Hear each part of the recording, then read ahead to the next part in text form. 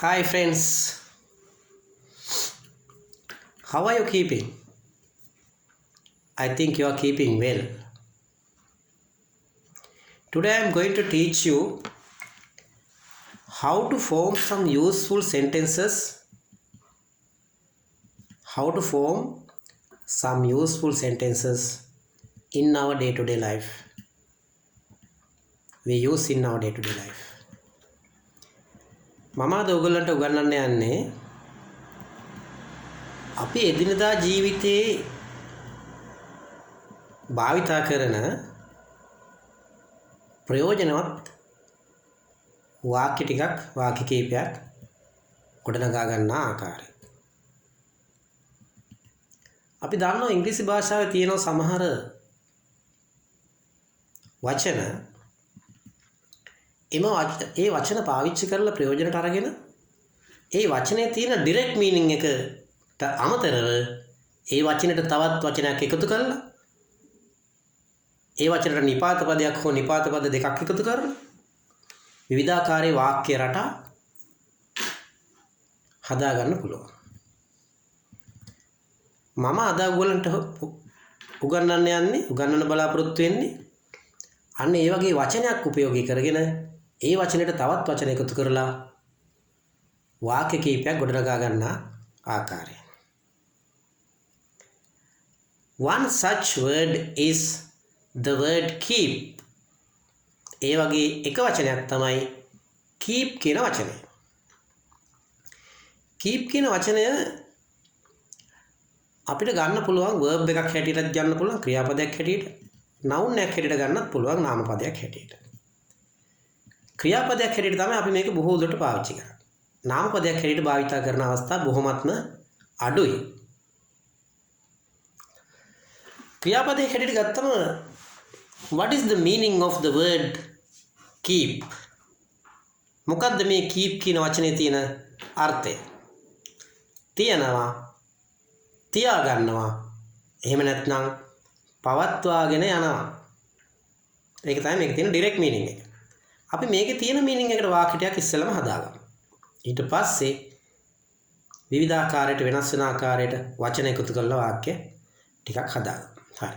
අපි කොම් පළවෙනි වාක්‍ය මේ විදිහට. Keep this yourself. Keep this yourself. මේක ඔයාම තියාගන්න. මේක ඔයාම තියාගන්න වෙන කාටවත් දෙන්න එපා. Keep this yourself. එතකොට තියාගන්න කියන තේරුමට ඒ සෙන්ටෙන්ස් එක තියෙනවා. ඒ වාක්‍ය තියෙනවා. Keep the balance with you. ඉතුරු සල්ලි ඔයා තියාගන්න. The balance කියන්නේ ඉතුරු සල්ලි. ඉතුරු සල්ලි ඔයා තියාගන්න. එතකොට තියාගන්නවා තියෙන මීනින් එක ඒ සෙන්ටෙන්ස් එකෙත් ඉන්ක්ලූඩ් වෙලා තියෙනවා, ඇතුළත් වෙලා තියෙනවා. තියාගන්න කියන්නේ. Keep this on the table itself. Keep this මේක තියන්න on the table itself. Keep this on the table කියවන මේක මේසෙ උඩින් තියන්න. Keep this on the table itself කියවන මේක මේසෙ උඩින්ම තියන්න, වෙන කොහෙවත් තියන්න එපා. මේසෙ උඩින්ම තියන්න. වගේ අර්ථයක් තමයි එන්නේ සෙන්ටෙන්ස් එකේ. එතකොට තියන්න කියන එකටත් සෙන්ටෙන්ස් එකක් තියෙනවා. තියා ගන්න කියන එකටත් තියෙනවා. දැන් මම සෙන්ටෙන්සස් තුනක් කිව්වා. ඒ තුනේම මේ අර්ථය තියෙනවා. මීට අමතරව අපිට තව සෙන්ටෙන්සස් හදා ගන්න පුළුවන්. Keep your cool. Keep your cool කියවතින් විනීතව හැසිරෙන්න. විනීතව හැසිරෙන්න. කලබල වෙන්න එපා. හොඳින් හැසිරෙන්න. Keep your cool. කලබල වෙන්න එපා. ඒ වගේ තේරුමක් තියෙනවා. Keep your cool කියලා. Keep this will you. Keep this will you. මේකට තේරුම් ගන්න අපහසු වාක්‍යයක්. Keep this කියන්නේ මේක තියාගන්න will you. මොකද්ද මේ will you කියන්නේ?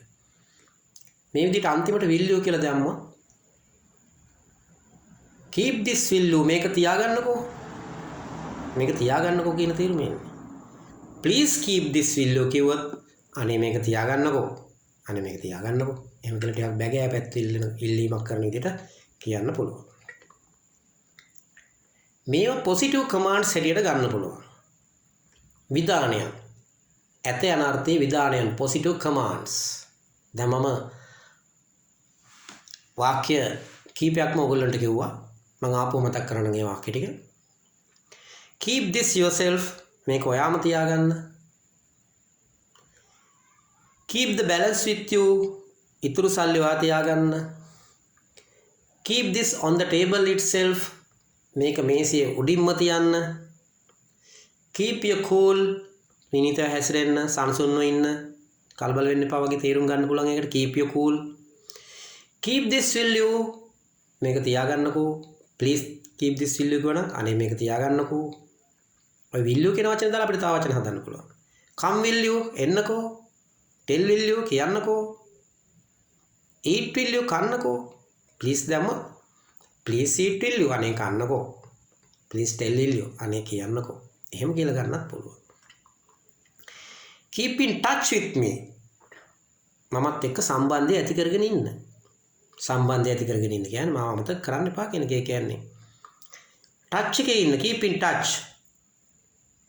කෝල් එකක් දීලා කලාතුරකින් හරි බලන්න ඇවිල්ලා එහෙම තලියුමක් ලියලා ඒ වගේ. Keep in touch. touch එකේ ඉන්නවා. Keep in touch with me. අපිට දුර බැහැර ඉන්න කෙනෙකුට මේක කියන්න පුළුවන්. Keep in touch. Keep in touch with me කියලා. මාත් එක්ක සම්බන්ධ වෙලා ඉන්න කියලා. Keep in touch. ඊට පස්සේ අපි ගමු negative commands ටිකක්. නැත යන අර්ථයේ විධානයන් ටිකක්. Don't keep me waiting. Don't keep me waiting. මාව රස්තියාදු කරන්න එපා. Don't keep me waiting. මාව රස්තියාදු කරන්න එපා. Don't keep it as a habit. Don't keep it කියන්නේ ඒක තබා ගන්න එපා as a habit පුරුද්දක් හැටියට. Don't keep it as a habit. ඒක පුරුද්දක් හැටියට තියාගන්න එපා. එහෙම නැත්නම් ඒක පුරුද්දකට තියාගන්න එපා. Don't keep it as a habit. ඒක පුරුද්දකට තියාගන්න එපා. එහෙම ගන්නත් පුළුවන්. Keep the truth from him. Keep the truth from him.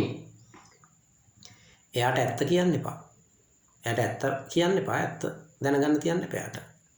Keep the truth from him. එයාට ඇත්ත කියන්න එපා. Keep the truth from him. Keep your hands off me. Keep your hands off me. මගේ ඇඟට අත තියන්න එපා. මගේ ඇඟ අල්ලන්න එපා. එහෙම නැත්තම් මගේ ඇඟ අතපත ගන්න එපා. මේ වගේ තේරුම් ගන්න පුළුවන් මේක. Keep your hands off me. Keep your hands off me. මගේ ඇඟට අත තියන්න එපා. ඇඟ අතපත ගන්න එපා. ඇඟ අල්ලන්න එපා. එහෙම ගන්න. අපි දැන් මේ බොහොම සරල වාක්‍යයක් හදාගන්න. මීට අමතරව අපිට හදාගන්න පුළුවන් මේ තවත් වෙනස් වෙන විදිය වාක්‍ය ටිකක්.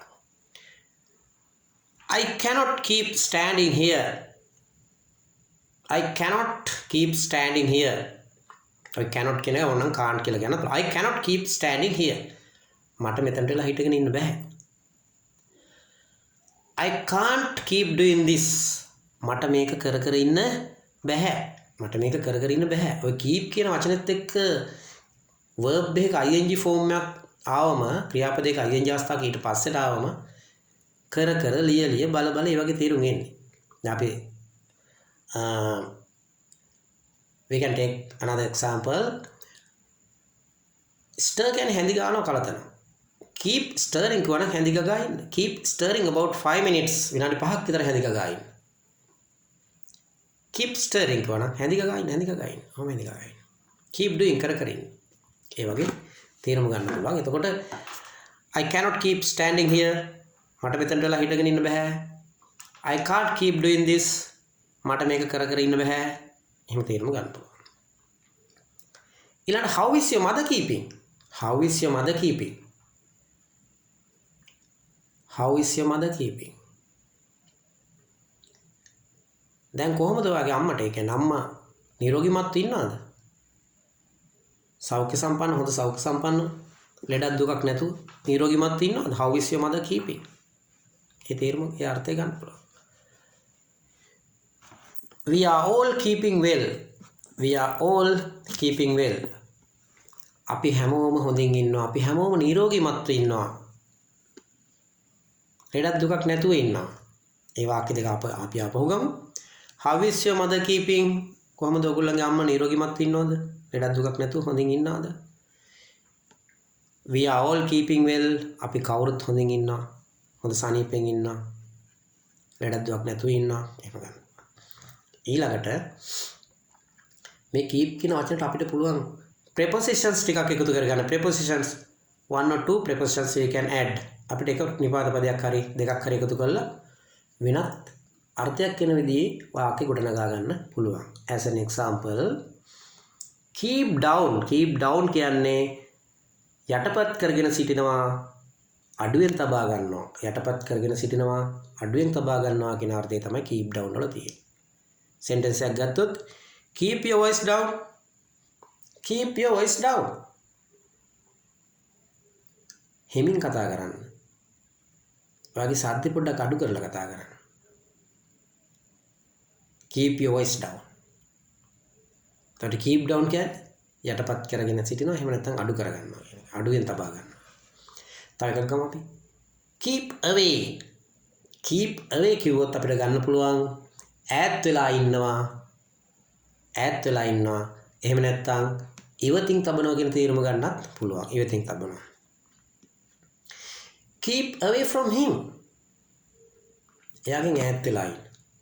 එහෙනම් එයා ගාවට කිට්ටු වෙන්න එපා. keep away from him. එයාගෙන් ඈත් වෙලා ඉන්න. එයා ළඟට කිට්ටු වෙන්න එපා. ඔය වගේ අර්ථයන් ගන්න පුළුවන්. ඒතකොට keep off කිව්වොත් තවත් වෙන අර්ථයක් අපිට ලබා ගන්න පුළුවන්. keep off කිව්වන් පස්සේ keep off කියන එකේ අර්ථය තමයි වළකිනවා, වැළකී සිටිනවා. වළකිනවා, වැළකෙනවා, වැළකී සිටිනවා කියන අර්ථය තියෙනවා. try to keep off smoking. try to keep off smoking. දුම් බීමෙන් වැළකී සිටින උත්සාහ කරන්න. දුම් බීමෙන් වැළකී සිටීමට උත්සාහ කරන්න. Another sentence. I try my best. I try my best to keep off fatty food. fatty food කියන්නේ මේදේ සහිත ආහාර. fat කියලා මේදේටත් කියනවා. fatty කියන්නේ මේදේ සහිත, fatty food මේදේ සහිත ආහාර. I try to keep off. I try my best to keep off fatty food. I try my best කියන්නේ මම උපරිම උත්සාහ කරනවා. මං සෑහෙන උත්සාහයක් දරන උපරිම උත්සාහ කරනවා මේදේ සහිත ආහාර ගැනීමෙන් වළකින්න. මේදේ සහිත ආහාර කෑමට ගැනීමෙන් වළකින්න. I try my best to keep off fatty food.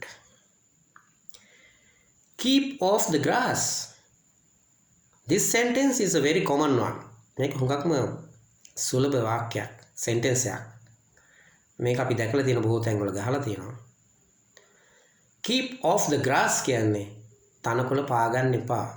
තනකොළ මත ඇවිදින්න එපා කියන තේරුම තමයි තියෙන්නේ. keep off the grass. තව වචනයක් අපි ගමුකෝ. keep එකේද? keep back. keep back. දුරින් සිටිනවා. එහෙම නැත්නම් සංගවනවා. දුරින් සිටිනවා, සංගවනවා. දුරින් සිටිනවා, සංගවනවා. He is keeping something back from us. He is keeping something back from us. එයා අපිට මොනවා හරි හංගනවා. එහෙම නැත්නම් එයා අපිට මොනවා හරි නොකිය ඉන්නවා. You are keeping something back. ඔයා මොකක් හරි හංගනවා. ඔයා මොකක් හරි කියන්නේ නැතුව ඉන්නවා. එහෙම කියලා ගන්න පුළුවන්. keep back සංගවනවා. එහෙම නැත්නම් දුරින් සිටිනවා කියලා ගන්නත් පුළුවන්. keep back from the road. පාරෙන් අයින් වෙලා ඉන්න. පාරෙන් දුරට වෙලා ඉන්න. පාරෙන් අයින් වෙලා ඉන්න, එහාට වෙලා ඉන්න. keep back from the road. පාරෙන් අයින් වෙලා ඉන්න. keep up කියලා ගන්නත් පුළුවන් අපිට තවත් තේරුමක්. keep up පවත්වාගෙන යනවා කියන තේරුම තමයි බොහෝ දුරට තියෙන keep up කියන එකේ. keep up. keep up. keep it up. ඕක ඔය විදියටම කරගෙන යන්න. නවත්තන්න එපා. ඕක ඔය විදියටම කරගෙන. keep it up. keep it up. ගැම්ම නවත්තන්න නැතුව පවත්වාගෙන යන්න. keep it up. අපිට මොකක් හරි දෙයක් හොඳින් කරනකොට අපිට cheer කරන්න පුළුවන්. keep it up. keep it up. පවත්වාගෙන යනවා. අපි මේකට ගමු තව sentence එකක්. ටිකක් හොඳ sentence.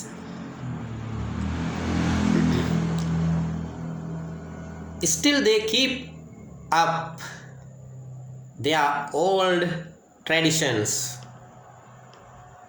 Still තාම they keep up ඒගොල්ලෝ පවත්වාගෙන යනවා their old traditions ඒගොල්ලන්ගේ පුරාණ සම්ප්‍රදායන් පැරණි සම්ප්‍රදායන් පුරාණ සම්ප්‍රදායන් ඒගොල්ලෝ තාමත් පවත්වාගෙන යනවා. මෙන්න මේ විදිහට බොහොම ලස්සන වාක්‍ය අපිට මේ keep කියන වචනේ යොදාගෙන ගොඩ නගා ගන්න තනා ගන්න පුළුවන්. තවත් බොහෝ වාක්‍ය තනා ගන්න පුළුවන්. මම නමුත් මේ අද ඔයගොල්ලන්ට කියලා දෙන්නේ අපිට බොහොම වැදගත් වෙන ඉදිනදා ජීවිතයේ හුඟක්ම වැදගත් වෙන වාක්‍ය කීපයක් තනා ගන්න ආකාරය විතරයි මම මේ ඔයගොල්ලන්ට කියලා දුන්නේ. That's it for now. Have a nice day.